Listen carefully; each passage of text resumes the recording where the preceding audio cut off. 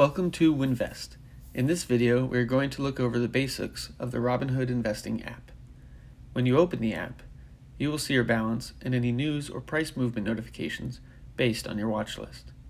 You can see my beginning balance is $4,000. You can clear your notifications as you go through them by swiping to the right. Below, you will see my watch list, which contains various tickers and companies that I am currently monitoring. It shows the percentage change in the stock price for today.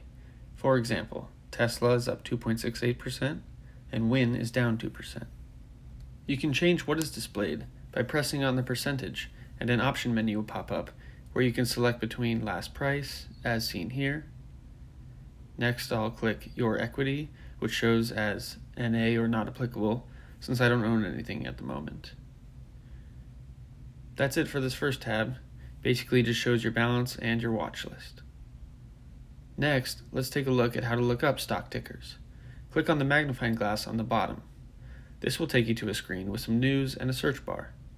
You can search for a public company, such as Nike, by typing in the company name and it will pop up. Or you can type in the ticker if you know it and it will also appear. The ticker symbol for Nike is NKE. If I take a look at Nike, you can see the stock price movement for today. To add this to your watch list, click on the little plus sign in the upper right-hand corner.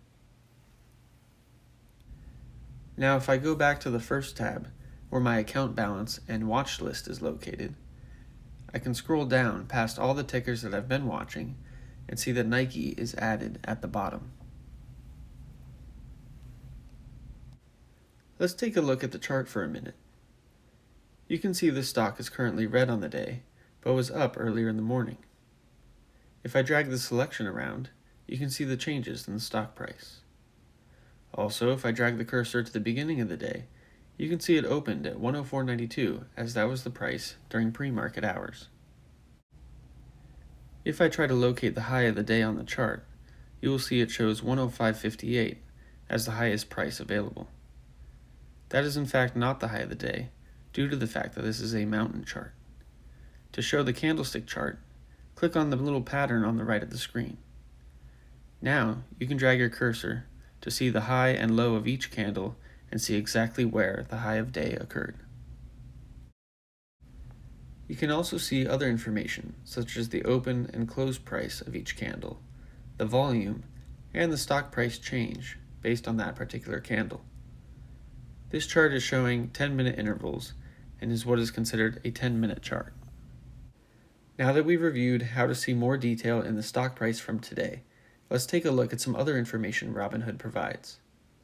Down below, you will see the stats section, which has some information such as the 52-week high, the market cap, and the volume for today. Below that is the news section, which shows news pertaining to this particular stock, as well as analyst ratings, how many of them rate a buy, a hold, and a sell on this stock. Further down, we can see earnings information, such as when the company is expected to report earnings next, as well as previous earnings estimates versus what the company actually reported.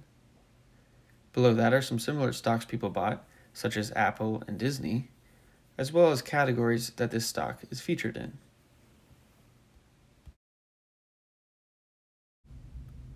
Now that we've reviewed the basics, let's go look at some of the other tabs.